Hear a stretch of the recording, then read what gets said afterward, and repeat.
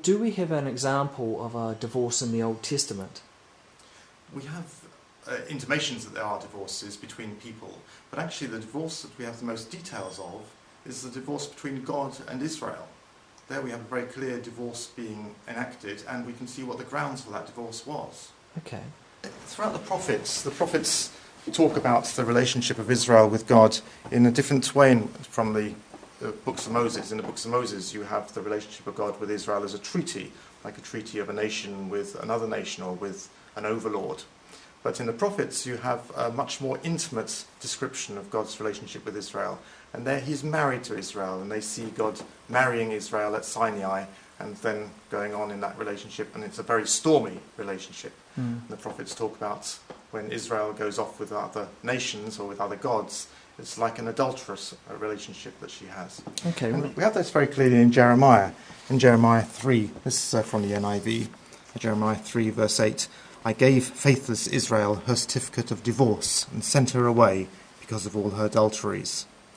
Very clearly God divorced Israel because she was so adulterous. She was going off with all these idols, going off trusting in other nations instead of trusting God. As we see in Jeremiah, he gave her a certificate of divorce.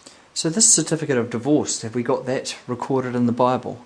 Sort of. You remember the story of Hosea, where Hosea is told to go and marry a prostitute. And that was going to be a picture of how God was married to a faithless woman, Israel. And there we find Hosea predictably getting into problems with his wife, and she's going off being unfaithful again.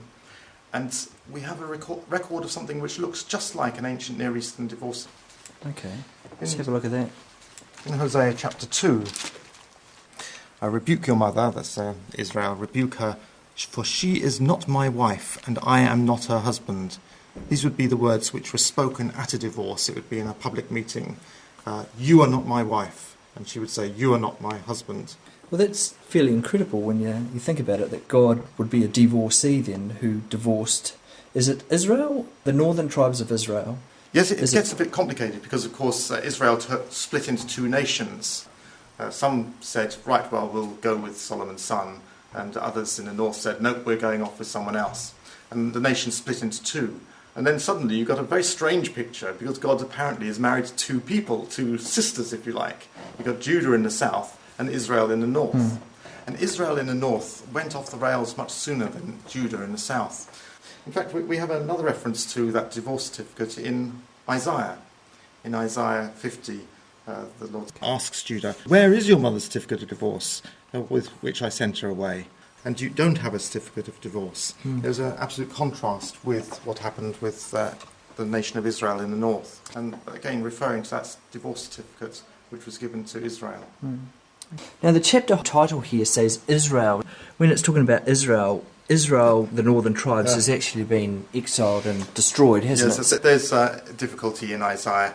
From chapter 40 onwards, it uses the term Israel for what's left. The northern tribes of Israel, they've been taken off to Assyria,